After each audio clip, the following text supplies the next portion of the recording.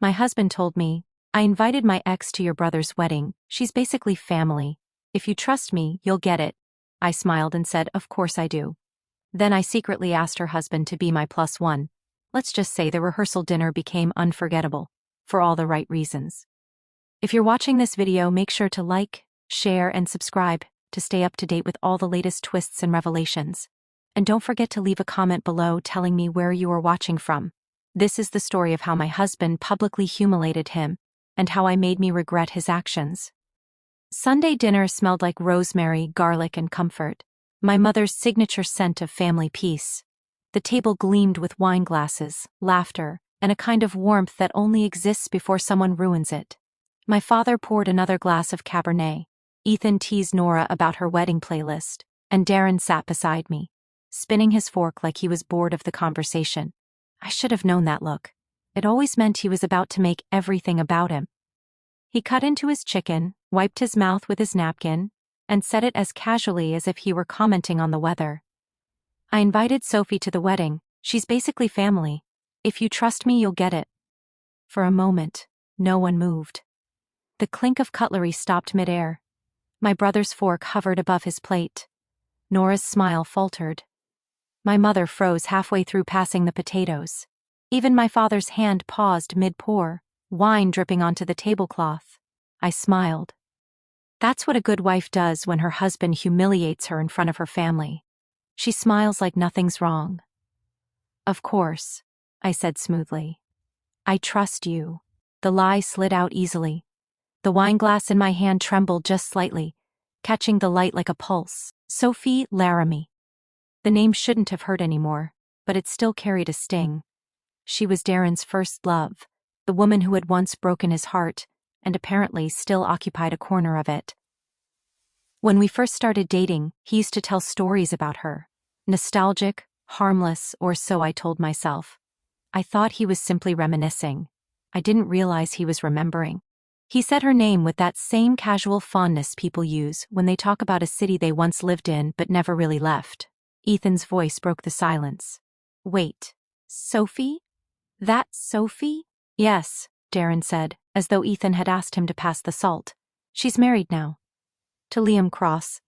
You've met them before. Nora glanced at me nervously. My mother pressed her lips together, her silence heavier than any words she could have chosen. Darren leaned back in his chair, smug and self-satisfied. We're all adults here, right? It doesn't have to be awkward. Of course not, I said, smiling again. Why would it be? He gave me that little smirk, the one that always meant he thought he'd won something. He had no idea he'd just started a war he couldn't win. After dinner, while the others lingered over dessert, I excused myself. The hallway mirror caught my reflection under the yellow light, my hair neat, my lipstick perfect, my eyes calm. But there was something different in my face now, something sharper. My mother's voice floated softly from behind me. You're too good for this. I nodded, but I didn't agree. I wasn't too good. I was just finished pretending to be. In the bathroom, I locked the door and stared at my reflection. My pulse thudded in my throat, but my expression didn't crack. The wineglass I carried from the table trembled slightly in my hand, the surface rippling in the light. That single ripple felt like the exact moment my patience broke. He had humiliated me once too often, but this time I wasn't going to cry. I was going to think. When I walked back into the dining room, Darren was laughing loudly, charming everyone again. My father looked half distracted, trying to shift the topic. Nora smiled too brightly. My husband, the man I had built my life around, didn't even notice me watching him. He didn't notice that I'd already begun to build something else. By the time the dishes were cleared and the goodbyes exchanged, my mind was steady. Each smile I gave him was a calculated move, a layer of armor. In the car, Darren placed one hand on my thigh as he drove.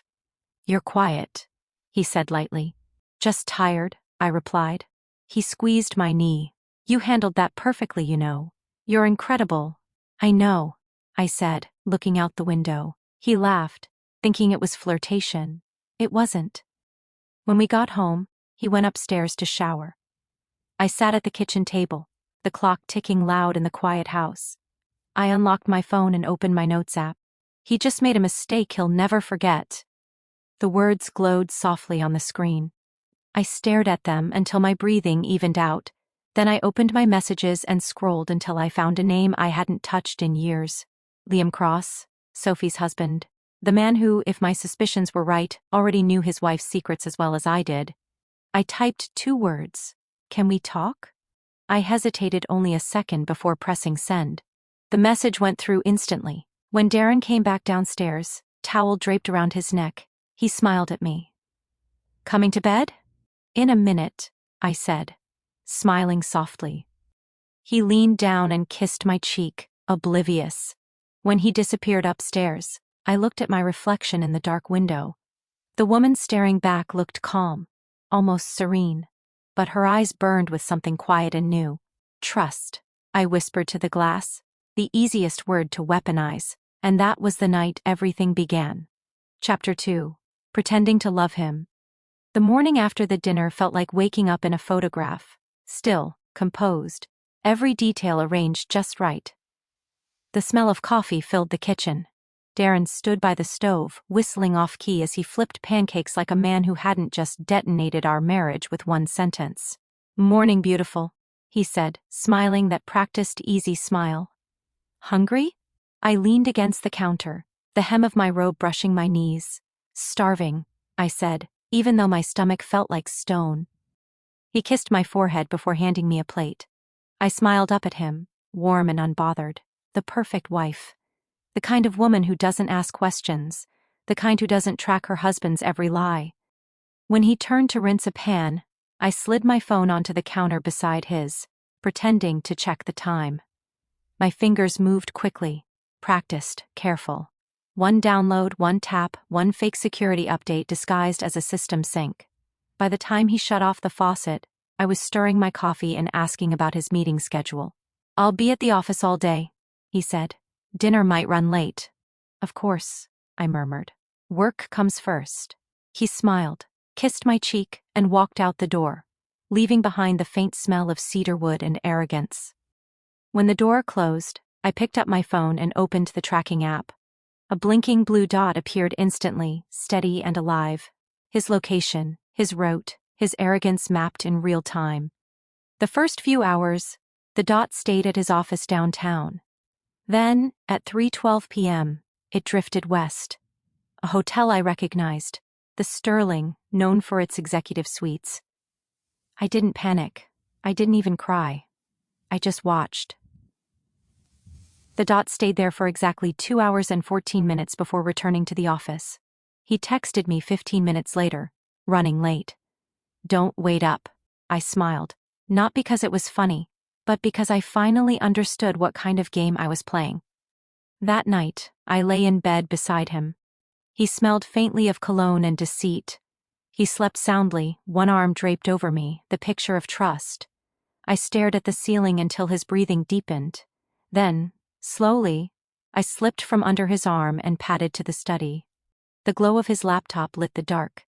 I sat down, my heartbeat steady, and typed his email address. I clicked forgot password. The reset code appeared on my phone in seconds. He'd never changed the backup number. Arrogance again. When I logged in, it was like stepping into a house of secrets. Emails between him and Sophie, coded, subtle, but intimate. Lines like "Miss our talks" and "Wish you were in this meeting with me." Photos of wine glasses clinking in dim light, no faces. But I didn't need them. He called her S. She signed off with "always." I printed every message. Each one slid from the printer like a confession, the smell of warm paper filling the air. When I was done, I stacked the pages neatly and walked to the kitchen. The recipe box on the counter, holiday desserts written across the top, had always been his mother's gift. He never looked inside it. I lifted the lid and slipped the papers between old cookie recipes and family favorites. A secret, inside a secret. Domesticity turned weapon. 2 days later, I met Liam Cross at a cafe downtown. The air smelled like espresso and rain. He was already there when I arrived. Polished, polite, his tie slightly loosened. He stood when I approached, his expression neutral, but his eyes gave him away. "Camille," he said, shaking my hand. "It's been a while." I smiled. "Too long. I wanted to discuss the hospital fundraiser. Thought you'd have good input. We sat. He didn't ask why I'd really called. He didn't have to. She's been distracted, he said finally, stirring his coffee. Different. I nodded slowly. He's been the same. Our words were careful, deliberate, like people speaking through glass. I suppose they think they're clever, he said with a dry laugh. Clever men, I said softly, are just predictable ones who think they're not. He looked at me for a long moment, then leaned back in his chair. You're not surprised, are you? No, I said. I'm confirming. We didn't need to shake hands to seal the understanding that passed between us. It was already done, two people bound not by affection but by mutual betrayal. That evening, Darren was in the living room, scrolling through his phone when I walked in. Sophie called, he said casually. She's helping with the new campaign. I listed her as project manager in the notes, so if you see her name pop up, that's what it's about. He said it so smoothly, like the lie was muscle memory. I smiled, stepping closer to brush his shoulder. That's great, I said. She's talented. He glanced up, surprised by my calm. You really don't mind? Why would I? I said, kissing the top of his head. I trust you. The word hung in the air like perfume. Sweet, choking, familiar. He smiled, relieved, and turned back to his screen. He didn't notice my reflection in the window. The faint curve of my lips, the cold stillness in my eyes. That night, I lay in bed again beside him, pretending to sleep. The house was quiet, except for the hum of the refrigerator downstairs and Darren's steady breathing. I whispered softly into the dark, barely moving my lips. Smile, so he never sees you coming. Because the secret wasn't that I'd stopped loving him. It was that he'd never noticed the difference. The morning after the dinner felt like waking up in a photograph. Still, composed. Every detail arranged just right. The smell of coffee filled the kitchen. Darren stood by the stove, whistling off key as he flipped pancakes like a man who hadn't just detonated our marriage with one sentence. Morning, beautiful, he said, smiling that practiced, easy smile. Hungry? I leaned against the counter, the hem of my robe brushing my knees. Starving, I said, even though my stomach felt like stone. He kissed my forehead before handing me a plate. I smiled up at him, warm and unbothered. The perfect wife. The kind of woman who doesn't ask questions. The kind who doesn't track her husband's every lie. When he turned to rinse a pan, I slid my phone onto the counter beside his, pretending to check the time. My fingers moved quickly, practiced, careful. One download, one tap, one fake security update disguised as a system sync. By the time he shut off the faucet, I was stirring my coffee and asking about his meeting schedule. I'll be at the office all day, he said. Dinner might run late. Of course, I murmured. Work comes first. He smiled, kissed my cheek, and walked out the door, leaving behind the faint smell of cedarwood and arrogance. When the door closed, I picked up my phone and opened the tracking app. A blinking blue dot appeared instantly, steady and alive. His location, his route, his arrogance mapped in real time. The first few hours, the dot stayed at his office downtown. Then, at 3:12 p.m., it drifted west. A hotel I recognized, the Sterling, known for its executive suites. I didn't panic. I didn't even cry. I just watched. The dot stayed there for exactly 2 hours and 14 minutes before returning to the office. He texted me 15 minutes later, running late. Don't wait up. I smiled. Not because it was funny, but because I finally understood what kind of game I was playing. That night, I lay in bed beside him. He smelled faintly of cologne and deceit. He slept soundly, one arm draped over me, the picture of trust. I stared at the ceiling until his breathing deepened.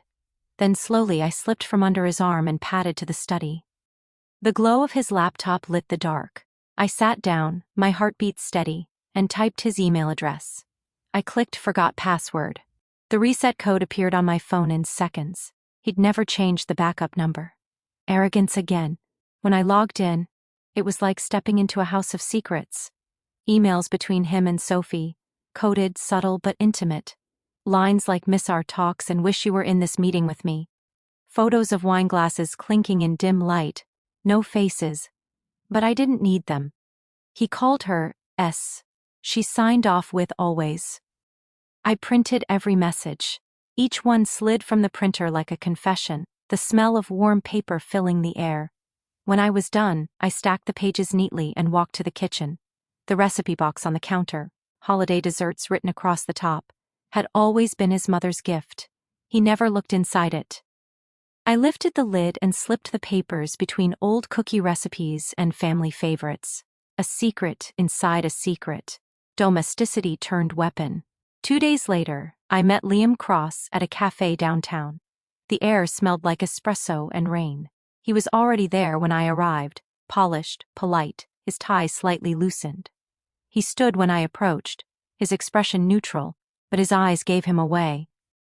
"Camille," he said, shaking my hand. "It's been a while." I smiled. "Too long. I wanted to discuss the hospital fundraiser. Thought you'd have good input." We sat. He didn't ask why I'd really called. He didn't have to. "She's been distracted," he said finally, stirring his coffee. "Different." I nodded slowly. "He's been the same." Our words were careful, deliberate, like people speaking through glass. "I suppose they think they're clever," he said with a dry laugh. "Clever men," I said softly, "are just predictable ones who think they're not." He looked at me for a long moment, then leaned back in his chair. "You're not surprised, are you?" "No," I said. "I'm confirming." We didn't need to shake hands to seal the understanding that passed between us. It was already done, two people bound not by affection but by mutual betrayal. That evening, Darren was in the living room, scrolling through his phone when I walked in. "Sophie called," he said casually. "She's helping with the new campaign. I listed her as project manager in the notes, so if you see her name pop up, that's what it's about." He said it so smoothly, like the lie was muscle memory. I smiled, stepping closer to brush his shoulder. "That's great," I said. "She's talented." He glanced up, surprised by my calm. "You really don't mind?" "Why would I?" I said, kissing the top of his head. "I trust you." The word hung in the air like perfume. Sweet, choking, familiar. He smiled, relieved, and turned back to his screen. He didn't notice my reflection in the window, the faint curve of my lips, the cold stillness in my eyes. That night, I lay in bed again beside him, pretending to sleep. The house was quiet except for the hum of the refrigerator downstairs, and Darren's steady breathing. I whispered softly into the dark, barely moving my lips. "Smile, so he never sees you coming." Because the secret wasn't that I'd stopped loving him. It was that he'd never noticed the difference. The ballroom gleamed like a diamond, bright, cold, expensive. Every table sparkled with crystal glasses and careful smiles. Darren's hand rested on the small of my back, firm and possessive, as if I were a prized accessory instead of a wife. I'd been to hundreds of his corporate events, but tonight felt different. I could smell tension beneath the perfume and champagne, a familiar scent of deceit. When I saw her, my heart didn't race. It steadied. Sophie Laramie stood across the room, draped in red silk, laughing too loudly at something unfunny. Her hair was shorter now, but her expression was the same, confident, knowing, slightly apologetic. She caught my gaze, faltered, then looked away. Guilt always blinked first. Darren leaned in, smiling. "Come on," he whispered. "You two should reconnect." He guided me forward like a proud host showing off his collection. "Camille, you remember Sophie, right?" he said, his voice sugar slick. "Sophie, my wife." Her smile was too bright, her tone too soft. "How could I forget?" she said, extending her hand. Her fingers were cool, delicate, rehearsed. I took it, holding on just long enough for her to feel the strength behind my calm. "It's been too long," I replied, meeting her eyes without blinking. Darren beamed, oblivious to the quiet electricity crackling between us. "Sophie's leading the new campaign," he said proudly. "Couldn't think of anyone better." His words hung in the air like bait. I tilted my head slightly and smiled. "Of course you couldn't." His laughter almost drowned it out, but not quite. Sophie's hand tightened around her clutch. She understood every word I didn't say. The evening passed like a slow dance of civility. Laughter, wine, meaningless toasts, all carefully choreographed. I played my part flawlessly, nodding at every introduction, smiling at every joke. Sophie floated from group to group, her red dress moving like a flag in enemy territory. Every so often, Darren's hand brushed her arm, too casual to be innocent. Every so often, my smile grew colder. When Sophie approached with 2 glasses of wine, I knew something was coming. "You have to try this vintage," she said sweetly. Then, just as she handed me one, her elbow slipped. The crimson liquid splashed across my ivory dress, spreading like a wound. "Oh God, Camille, I'm so sorry," she gasped. The apology came too fast, too polished. It wasn't an accident. It was a move. The room froze for half a second. Darren rushed forward, grabbing napkins, his voice controlled but sharp. "It's fine," he said quickly, as if I were a child about to make a scene. "It's just a spill." Sophie dabbed at my shoulder with unnecessary care, her eyes glittering. "I can be such a klutz," she murmured. I smiled, meeting her gaze head-on. "Don't worry," I said softly. "It happens." But we both knew it didn't. From across the room, Liam watched everything. He didn't speak, didn't intervene, just stood with that quiet stillness of someone collecting data. Our eyes met briefly, 1 second, one understanding. No sympathy, no pity, just acknowledgement. A silent pact was forming, and Darren, oblivious as always, was too busy cleaning my dress to notice the battlefield under his nose. Later, in the restroom, I stared at the red stain in the mirror. It looked deliberate, almost artistic, her signature on my surrender dress. But I wasn't surrendering. I turned on the tap, letting cold water rush over my hands until they steadied. The reflection staring back at me didn't look hurt anymore. She looked ready. That realization hit like calm lightning. The car ride home was filled with Darren's voice, self-satisfied and tone-deaf. "She didn't mean it," he said. "You overreacted." My eyes stayed on the window. "Overreacted?" I said quietly. He sighed, that patronizing sound he used when he wanted to close an argument. "Camille, she's helping me on an important project. Be supportive, okay?" I turned my head, met his reflection in the glass. "Of course," I said evenly. "You know I always am." He smiled, thinking the conversation was over. That's the curse of men like Darren. They only hear themselves. I watched the city lights blur past the window, the red smear on my dress still dark and vivid. It looked like a warning written in wine. Or blood. By the time we reached home, my decision was already made. Inside, I went straight to the bathroom and locked the door. The mirror greeted me again, harsher under the light. I unzipped the ruined dress and hung it on the hook, the stain gleaming under the fluorescent glow. I picked up my notebook from the drawer, opened a blank page, and wrote neatly across the top, "Evidence of lies. Week 1. The words felt good, solid, like proof that I wasn't crazy. I was documenting a war. I listed everything. His excuses, the hotel visits, the wine, each detail like a stitch sewing my resolve tighter. When I closed the notebook, my hand was steady. I looked into the mirror once more and whispered to my reflection, "He thinks I'm quiet because I've forgiven him." I smiled faintly. But silence isn't forgiveness, it's precision. When I returned to the bedroom, Darren was already half asleep, scrolling through his phone with a faint smirk. Probably a message from her. "Good night, Dee." I slid into bed beside him and turned off the lamp. The darkness between us felt wide enough to hold everything he didn't know. My phone buzzed softly on the nightstand. A message from an unknown number. "Liam Cross, she lied again tonight." I stared at the text, then deleted it without replying.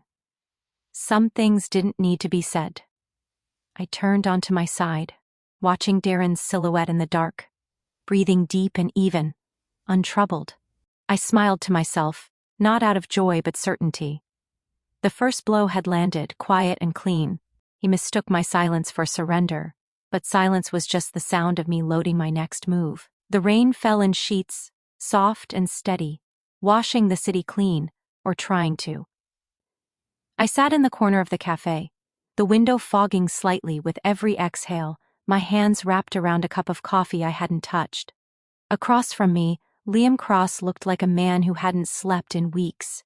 His tie was loosened, his sleeves rolled, and there was a quiet fury in the stillness of his movements. We hadn't spoken much since the message I sent that night. "Can we talk?" But when he walked in, there was no awkwardness, no need for preamble. Just the heavy recognition of two people standing on the same ruins. "Thank you for coming," I said, my voice lower than usual, the calm kind that hides everything sharp underneath. He nodded, sliding a folder across the table. "You were right to reach out." I opened it, expecting what I'd already known. Maybe more messages, maybe proof of late-night hotel visits. What I found instead made my pulse slow. Bank records, wire transfers. Company funds moved quietly into private accounts, Darren's signature in digital ink. "He's been using her," Liam said, his voice clipped, "and she's been helping him cover it. Sophie transferred over $200,000 in liquid assets from our joint account last quarter. I thought it was a bookkeeping issue. It wasn't." I stared at the numbers, the amounts, familiar dates, familiar hotels. Betrayal had always felt personal until now. Now it looked like business. I reached into my bag and pulled out a small envelope, sliding it toward him. "These are messages," I said. "Emails, photos, receipts. Their affair isn't a secret anymore, at least not to us." He glanced through them briefly, his jaw tightening. "He's arrogant," Liam said. "They both are." "That's good." Arrogance leaves fingerprints. The rain outside grew heavier, drumming against the glass. Around us, the cafe was half empty. A few students, a barista humming along to the radio, a couple arguing softly by the door. No one was paying attention to the two of us, sitting quietly in the corner, building something dangerous. I took a deep breath, leaned forward. If we're going to do this, it has to be done right. One clean strike. No room for denial, no time for damage control. He nodded slowly. "Public exposure?" "Public humiliation," I corrected. "At Ethan's wedding. Darren's planning a slideshow for the rehearsal dinner. It's the perfect moment." He raised an eyebrow, almost amused. "That's bold." I smiled faintly. "That's controlled demolition." We spent the next hour mapping the plan. Step by step, no emotion, no theatrics. Liam would handle the digital trail, collecting Darren's financial movements, ensuring every transaction was verified and traceable. I'd handle the personal side, the texts, the travel, the lies. We'd merge both into one seamless file, Project Trust. He suggested encrypted communication only. No texts, no calls. "We can't risk them catching on," he said, tapping his phone screen, showing me a secure messaging app. "Use this if you need to reach me. Nothing else." "Understood," I said. We both sat back for a moment, the enormity of it sinking in. There was no turning back. "Why not just confront her?" he asked quietly. "Because she'd lie," I said. "They both would. And if I scream, it's anger. But if I wait..." I paused, choosing the right words. "If I wait, it's strategy." He looked at me differently then. Not as a victim, but as an equal. Someone capable of destruction dressed in elegance. When we left the cafe, the rain had slowed to a drizzle. I walked beside him under his umbrella, both of us silent. At the corner, before parting ways, he stopped. "There's something you should know," he said. "Sophie didn't just fund his projects. She used money that wasn't hers. Stolen assets? My company's, actually." I blinked. "You're saying..." "She's in deeper than she realizes," he said. "And if this goes public, she'll fall with him." I studied his face for a long moment. "Are you okay with that?" He exhaled, a humorless laugh. "I'm not sure okay applies anymore." We stood there, two strangers bound by betrayal, sharing the same umbrella while the world went on pretending it was sunny somewhere else. That night, I sat at my desk, the glow of the laptop casting pale light across the room. The folder named Project Trust sat on the screen. Blank for now, but not for long. I began adding files one by one, screenshots, transfers, timestamps. Each entry was a heartbeat, each click, a promise. Darren moved through the house downstairs, humming, talking on the phone, laughing like nothing had changed. And maybe, in his mind, nothing had. He was living two lives, both of them built on sand. He had no idea that I'd started pulling the foundation out from under him.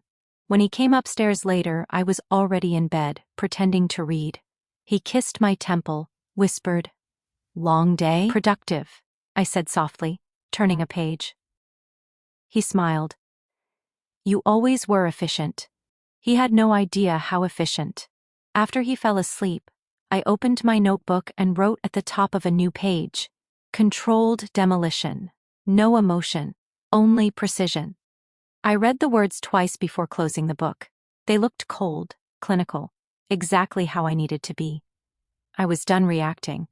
Now I was orchestrating. The rain had stopped outside.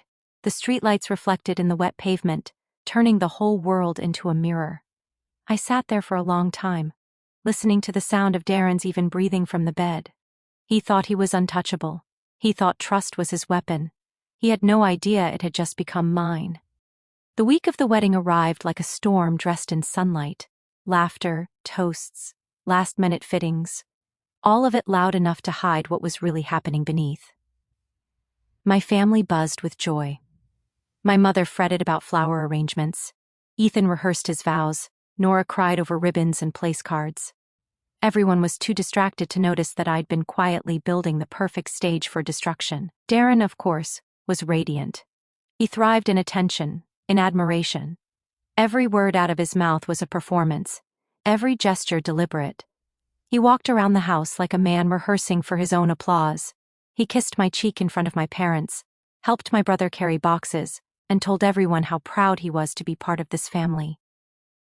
When he announced his special surprise for the rehearsal dinner, a slideshow he'd prepared to celebrate Ethan and Nora's love, the table erupted in cheers. My mother teared up, Nora clasped her hands. Darren smiled like a king.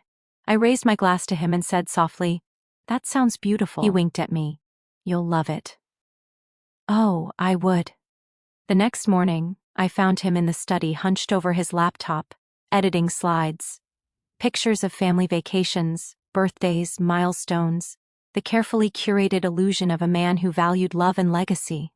I lingered by the door, pretending curiosity. "Do you need help setting it up?" I asked, my tone warm, easy. He turned, pleased by my offer. "You're the tech genius, remember? Maybe you can make sure it plays right on the projector." "Perfect. Of course," I said, walking over to him. He handed me the flash drive, completely unaware that he'd just given me the weapon. "Just make sure the transitions are smooth," he added with a grin. "It's all about timing." I almost laughed. "Timing is everything," I said. Later that afternoon, when the house emptied and the noise faded, I locked the bedroom door and plugged the drive into my laptop. The familiar folder popped up, whitfieldfamilydinner.pptx. It looked harmless. Inside, childhood photos, wedding snapshots. Darren smiling beside Sophie in old group pictures he'd conveniently reframed as nostalgia. I deleted them one by one, replacing them with the files Liam and I had prepared. Bank statements, incriminating emails, transfers from Sophie's stolen funds, receipts, screenshots. Each image chosen carefully, not just to expose the affair, but the fraud behind it.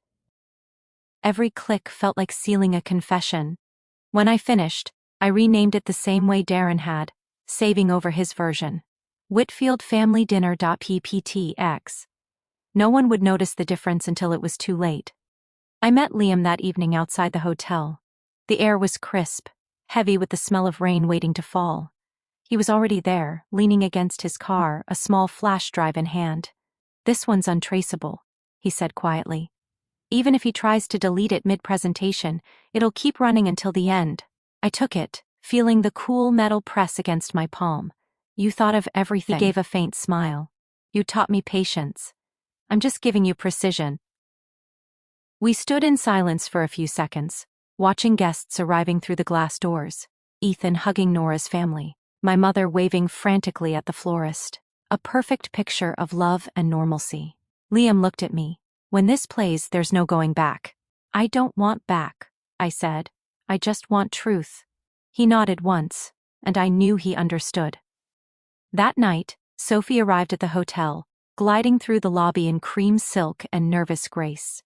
Her eyes found mine almost immediately. For a moment, neither of us moved. "Camille," she said softly, her voice hesitant. "Sophie," I replied. "You made it." She smiled tightly. Of course. Darren said you'd be helping with the dinner. That's generous of you. I like making things memorable, I said.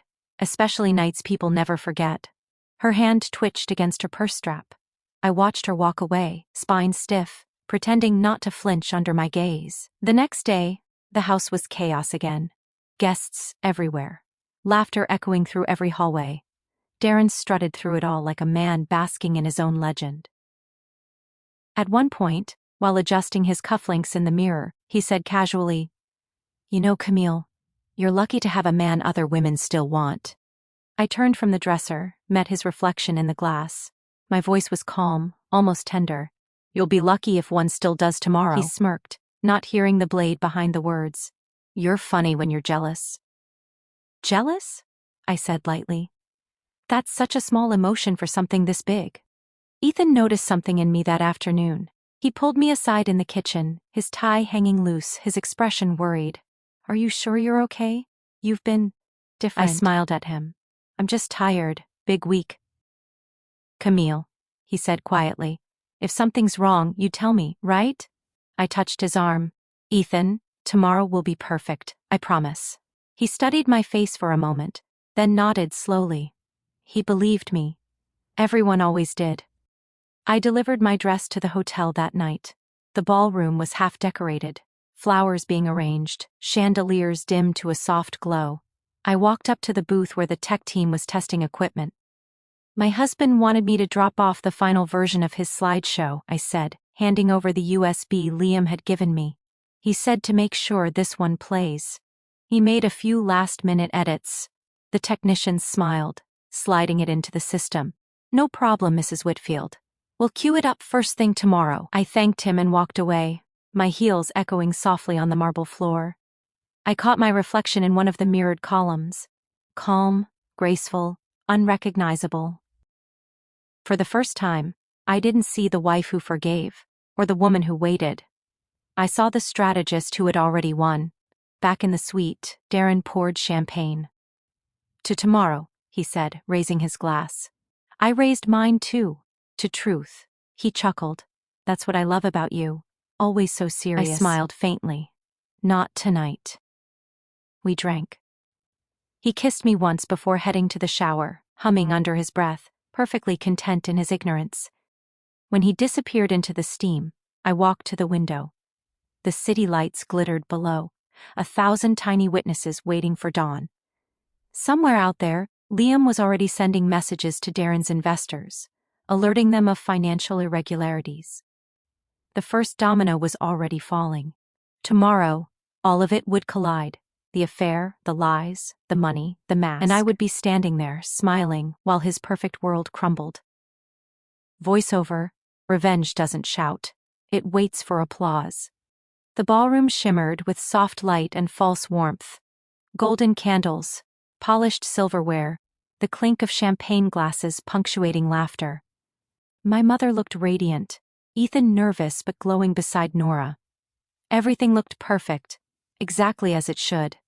I sat beside Darren, his hand casually resting on my thigh, his charm turned up like a spotlight. "You're quiet tonight," he murmured, his voice smooth. "I'm just watching," I said, smiling. He chuckled. "Always the observer." If he only knew what I was watching for. The evening unfolded like a script he'd written himself. There were speeches, toasts, inside jokes that made the table roar. Sophie laughed louder than she should, her eyes darting between Darren and me, searching for a hint of what I knew. I gave her none.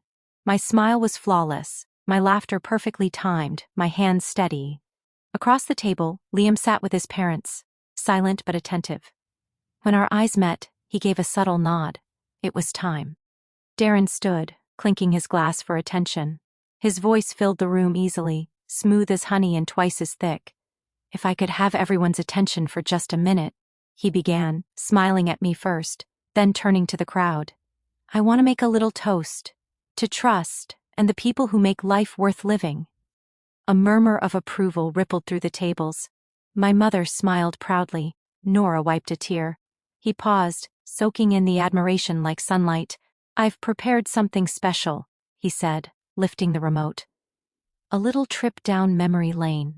My pulse didn't quicken, it slowed. Everything was exactly on cue. The first click lit up the screens. But instead of family photos, the ballroom filled with a flicker of text, an email. From Darren Whitfield to Sophie Laramie. Wish you were here instead of her. The laughter died instantly. Another slide.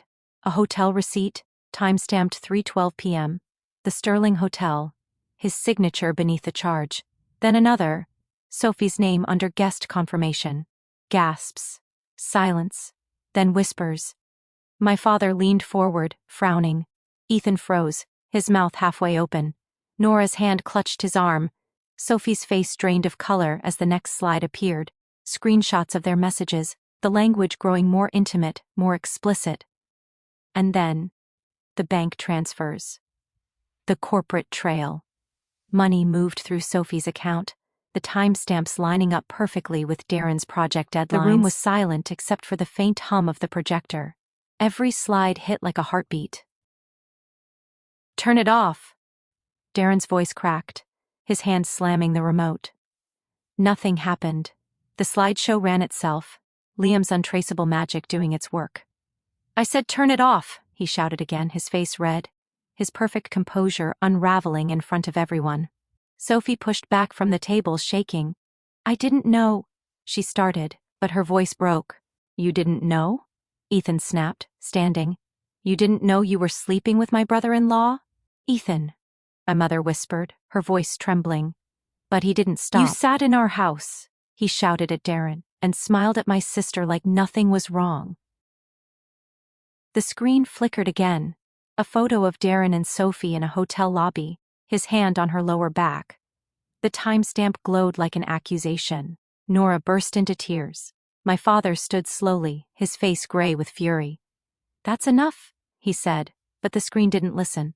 Another email. She suspects nothing. She never will. I rose then, calm as the candles burning beside me. My glass caught the light, glinting gold. You wanted everyone to see how much trust matters, I said softly, my voice carrying through the stunned silence. You were right, Darren. It does. Every head turned, every eye found me, but I wasn't trembling, I wasn't broken, I was centered. He turned toward me, his mouth opening, but no sound came out. I smiled. Congratulations, you got your audience. And I walked out. Behind me, chaos erupted. Sophie sobbed into her hands, her mother pulling her away. Ethan's voice rose, hard and sharp. Darren chased after me, calling my name, but stopped when the press camera from his company's PR team flashed. His instincts kicked in too late. He realized the screens weren't just showing in this room. They were connected to the hotel's media feed, the same one broadcasting the event online.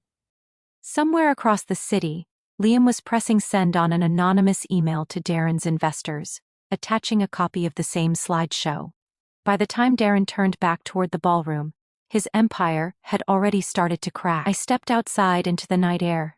It was cooler than I expected, crisp and silent. I could still hear the muffled chaos behind the ballroom doors. Raised voices, footsteps, someone shouting my name. I didn't turn back. The hotel lights glowed soft against the dark, reflecting off the glass doors like firelight. I took a slow breath and raised the last of my champagne to the night. Inside, the lights flickered, the slideshow still running, the truth finally having its moment. I didn't destroy him, I whispered to myself. I only showed what he built. The first raindrop hit my shoulder then, quiet and cold, followed by another.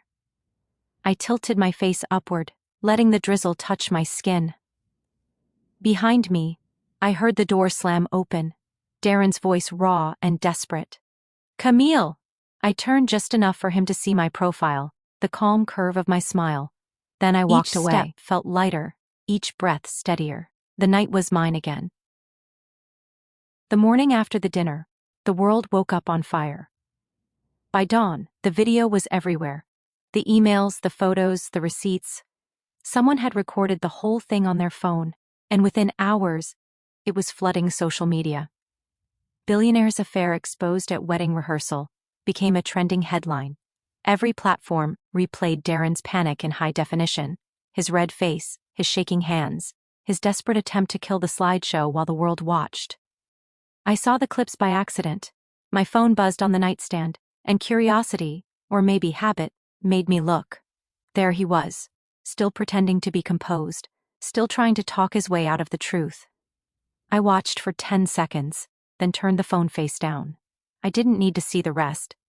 Outside my mother's house, the world was quiet. Birds chirped, someone's lawnmower hummed, the neighborhood existed like nothing monumental had happened. My mother poured me tea without asking a single question. She'd seen the headlines, of course. Everyone had.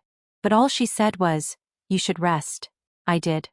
For the first time in months, I slept like a woman who had nothing left to fear. By the end of that week, Darren's company began to unravel. Investors fled. The board demanded answers he couldn't give.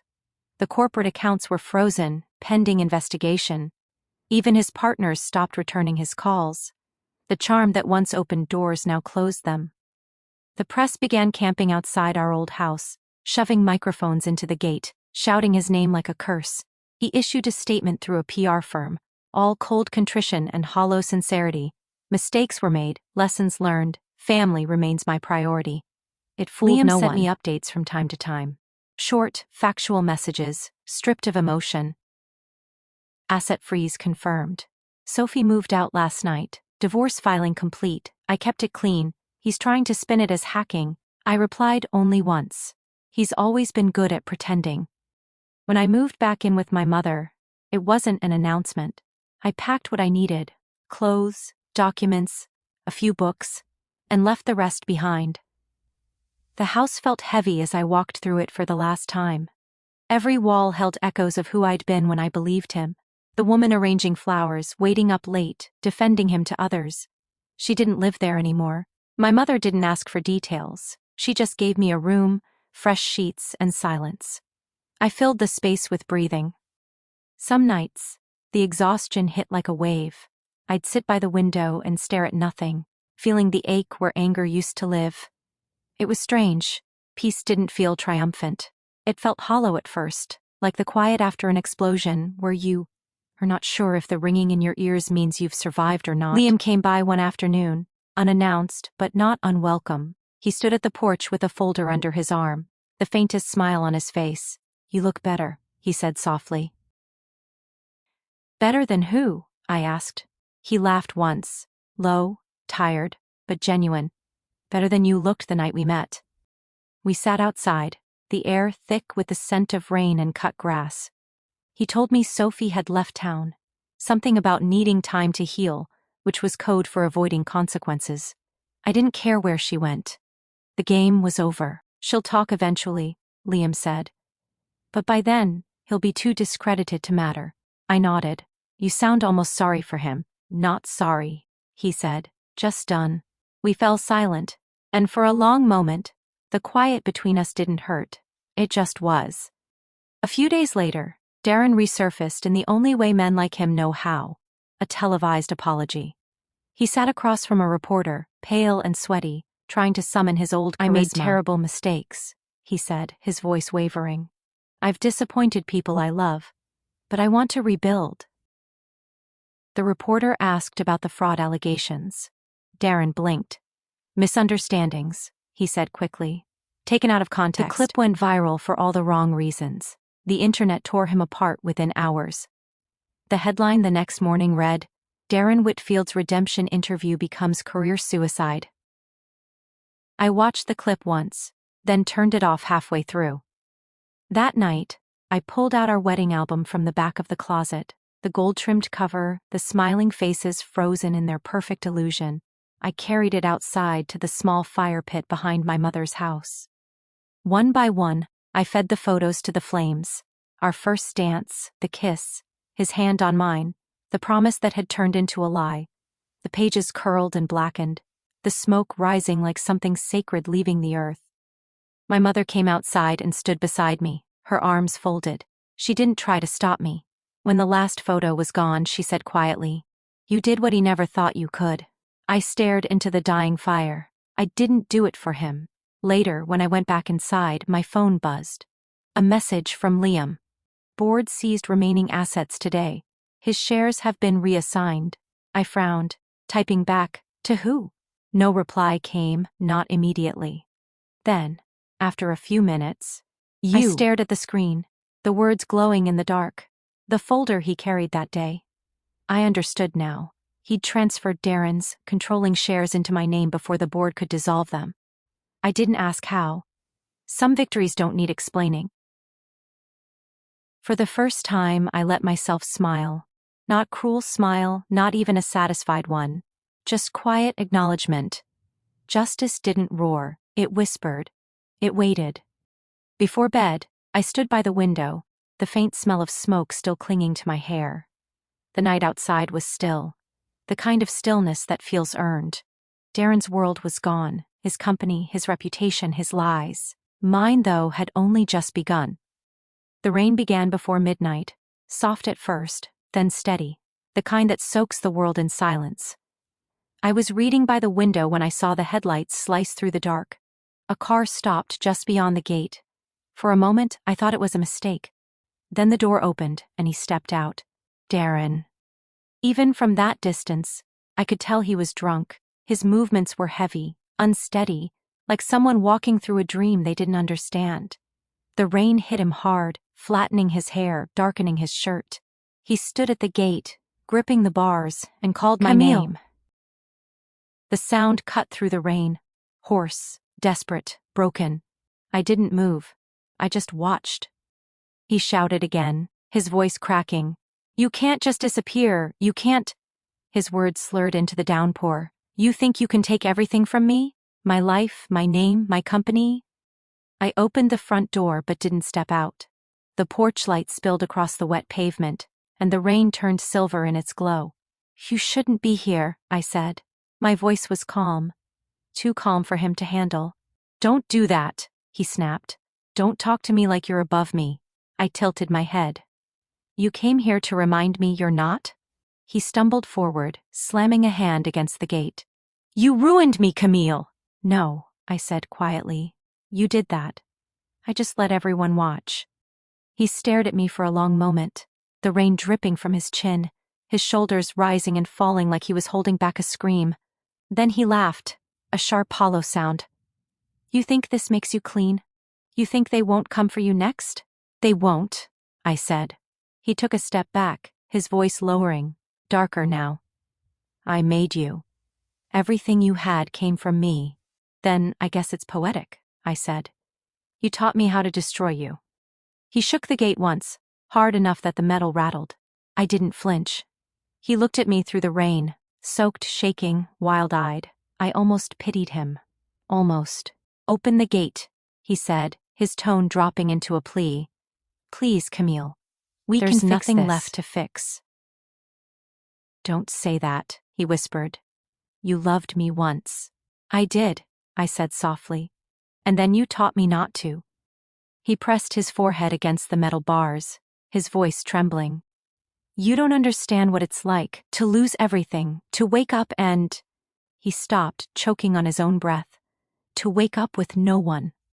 I wanted to tell him I did understand, that I had woken up next to him for years, and felt exactly that, but I didn't. I just stood there, the rain misting across the threshold, the cold air touching my skin like mercy. When he realized I wasn't going to let him in, his tone changed. The anger came back fast. A switch flicked. You think this is over? You think you won? It's not a game, Darren, I said. It always was, he spat. And you cheated. Funny, I murmured. That's exactly what you said to your investors.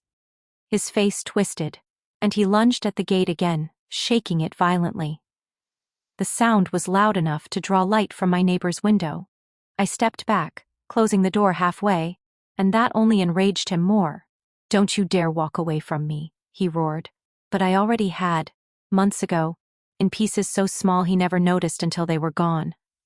The red and blue lights appeared faster than I expected. A quiet flash at first, then the sound of tires on wet asphalt. He turned as the patrol car pulled up, blinking against the glare. 2 officers stepped out, voices calm but firm. Mr. Whitfield, step back from the property. She's my wife, he yelled, pointing toward the house. She can't do this. This is my home too. Not anymore, one of them said. You need to leave. He resisted for a moment, trying to explain, to bargain. But they'd seen it all before, another powerful man unraveling at the gate of a woman who finally stopped forgiving him. When they guided him toward the car, he didn't fight. Just kept looking at me like a man trying to remember the last moment someone believed in him. I stood behind the glass, watching, not hiding, not crying, just watching. When they drove away, the rain grew lighter. The sound softened, almost peaceful. The driveway gleamed under the streetlight, water streaming down in thin silver lines. I realized then that those were the last tears left between us. Not mine, not his, just the skies. I closed the door and leaned against it for a moment, breathing. My hands weren't shaking. My chest didn't hurt. There was no satisfaction, no thrill, just stillness. The house was quiet again. A few minutes later, my phone rang. I didn't have to check the screen to know who it was. Liam, I said. Are you okay? Yes. A pause. The sound of rain echoed faintly on his end too. He showed up, didn't he? He's gone now. Police? Yes. Another pause, longer this time. His voice softened. It's done. I looked out the window one last time. The gate was closed, the street empty, the rain still falling. Slow, deliberate, cleansing. No, I said quietly. It's over. For a moment, neither of us spoke. Then I heard his breath on the line, steady, I'm certain. Glad, he said finally. So am I. I hung up, turned off the light and stood in the dark, listening to the last drops of rain against the glass. It took me 3 weeks to decide whether to see her. Liam had mentioned that Sophie was back in the city, living quietly on the east side, alone, no husband, no friends willing to stand too close. Her name had disappeared from company rosters and gossip pages alike, like she'd been erased. I almost let it stay that way. But curiosity and something softer, not forgiveness exactly, just unfinishedness, finally won. When I knocked, the sound echoed through the narrow hallway of her apartment building. The place smelled faintly of paint and boiled vegetables, the scent of fresh beginnings that don't quite feel like home. The door opened slowly. Sophie stood there, smaller than I remembered, her hair unkempt, her eyes dull around the edges. She looked at me for a long moment before speaking. Camille. I nodded. Sophie. She hesitated, then stepped aside. You came all this way. You might as well come in. Her apartment was modest. Second-hand furniture, faded curtains, a kettle whistling softly on the stove. There were no photos on the walls, just blank space where memories might have hung. She gestured for me to sit, and I did, my hands folded neatly in my lap.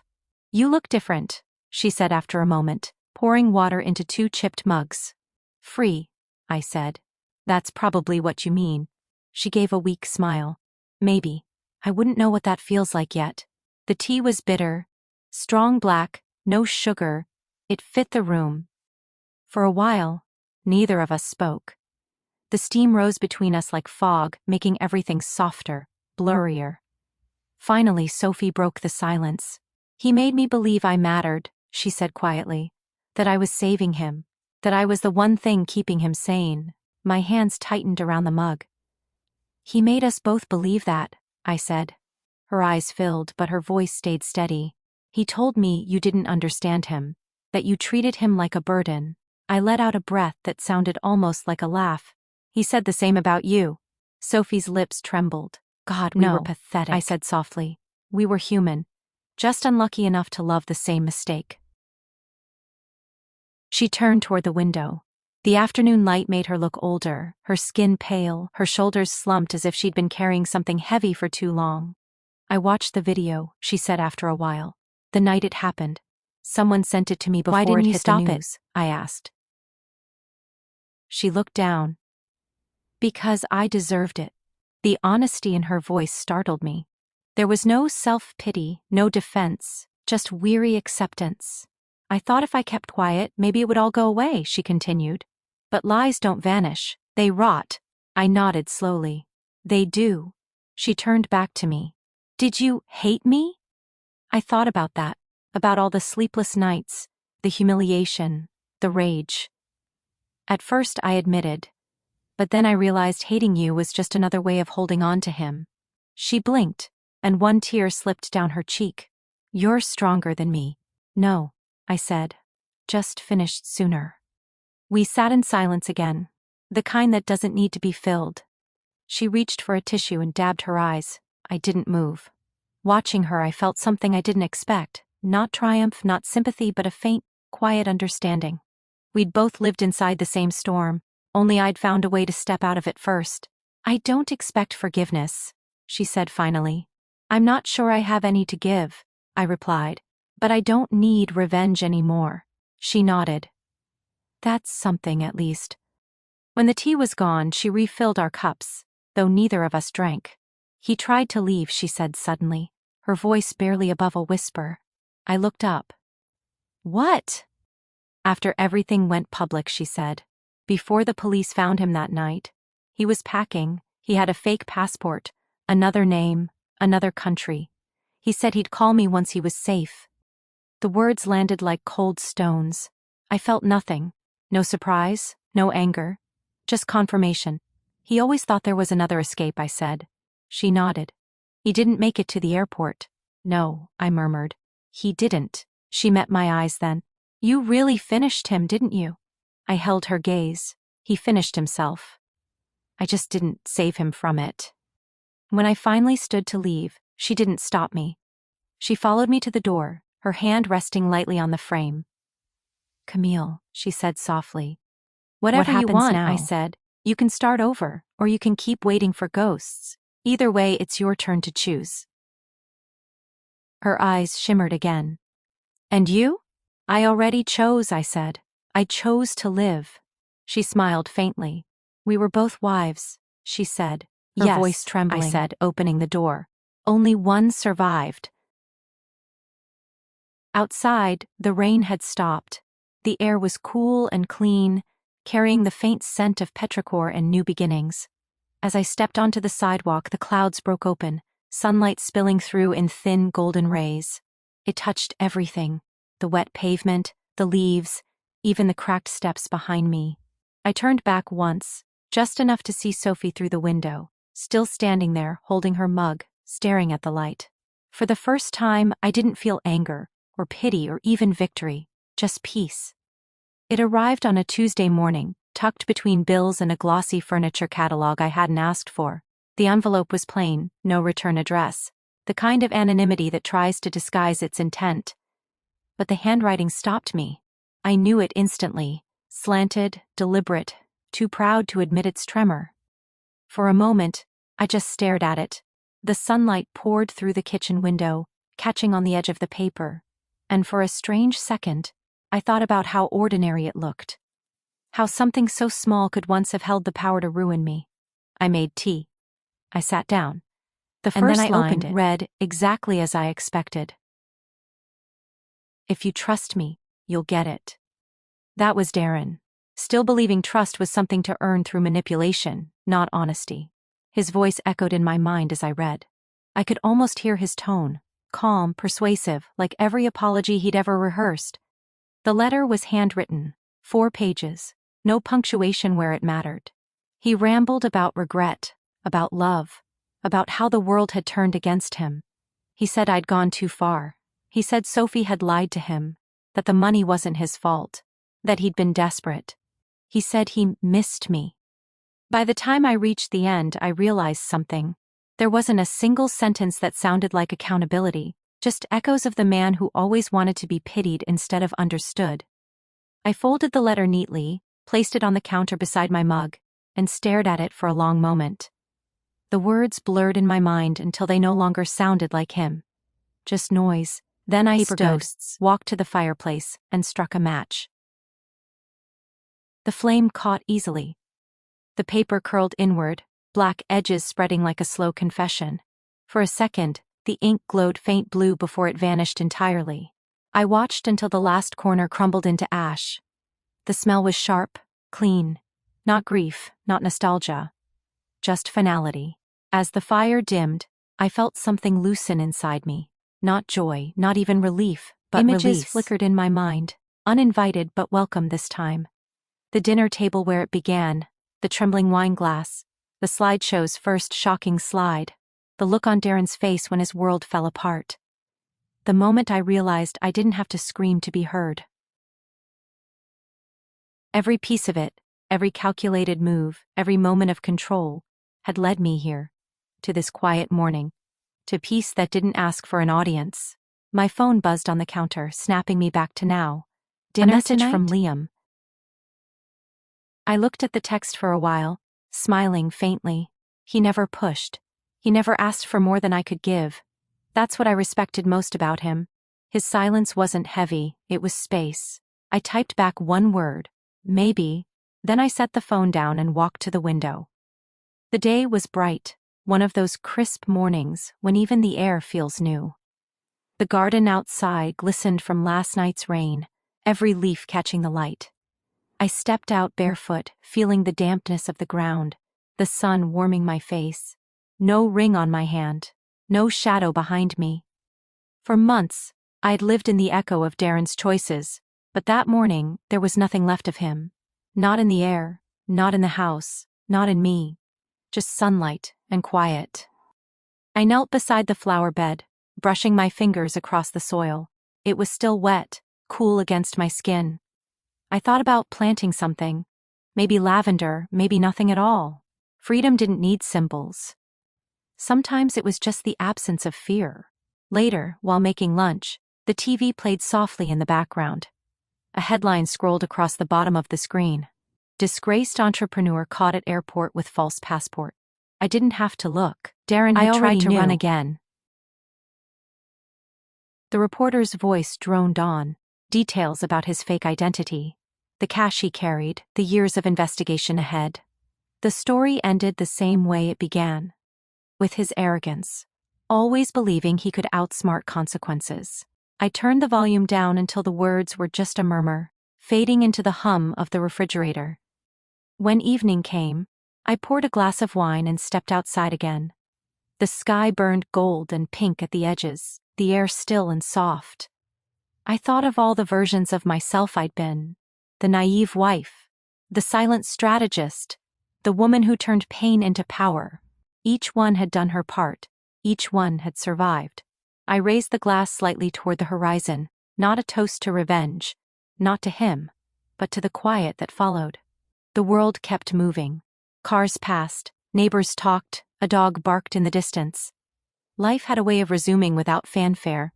I smiled. Later, before bed, I caught my reflection in the window, faint, illuminated by the last traces of daylight. I didn't look like the woman who had lived through scandal and betrayal. I looked steady, present, whole. The ashes from the letter still sat in the fireplace, a small pile of gray dust. I didn't sweep them away, not yet. Letting them rest there felt right, a reminder of what used to matter, and what didn't anymore. I turned off the light and let the darkness settle. If you enjoy this video, make sure you like